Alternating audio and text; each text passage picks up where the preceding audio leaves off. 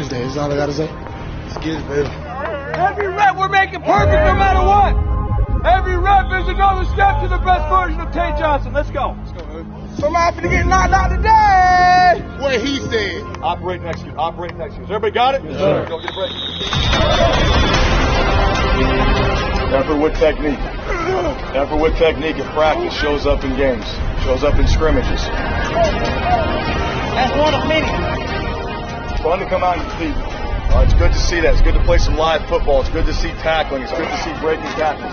We need that. That's nasty, man. Come on, man. We out here working today, man. Competing.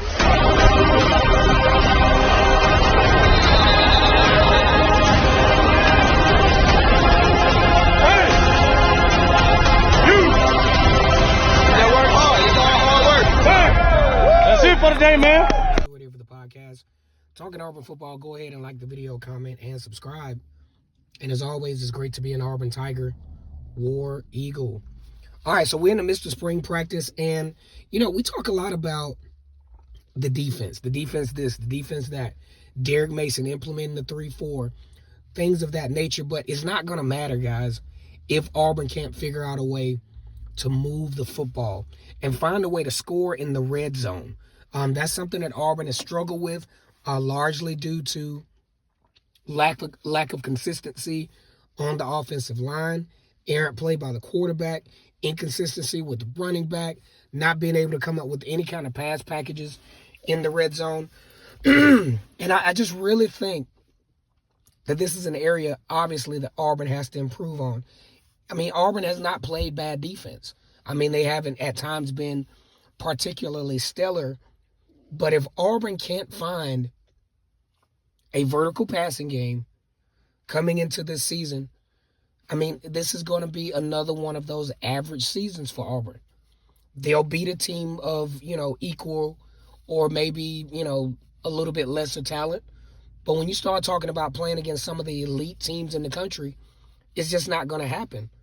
Auburn's got Penn State. Auburn has, down the stretch, LSU, Georgia, Alabama.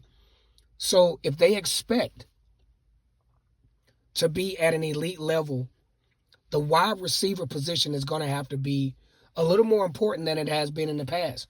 I mean, we look back with Nick Saban at Alabama in the early 2010s, where he had the run game first philosophy. Started to kind of emerge a little bit with Julio Jones, but kind of had the run first, play good defense method of winning football games. And, down the stretch, they kind of told on him. He had to change his philosophy in order to not only adapt, but actually have a transformation offensive-wise with Alabama. And that's, not to compare Auburn to Alabama, we got to look at the reality of this. If Auburn can't move the ball, if they can't score over 30 points per game, especially in the big ones, they're going to be in a lot of trouble in a lot of these games. And where is it going to start? Like I said before, Bo Nix, whoever starts at quarterback, I presume there's nothing that would indicate to me that Bo Nix wouldn't be the starting quarterback. I mean, it just is what it is. But you got to really dissect the wide receiver talent that we could possibly be looking at Auburn. You're talking about Javaris Johnson, Elijah Cannon, Hal Presley from the state of Texas, Xavion Capers, Kobe Hudson. Auburn has got to find a way to make this a dynamic combination to give themselves the opportunity to put up some points. That's something that LSU did with Jamar Chase and Marshall.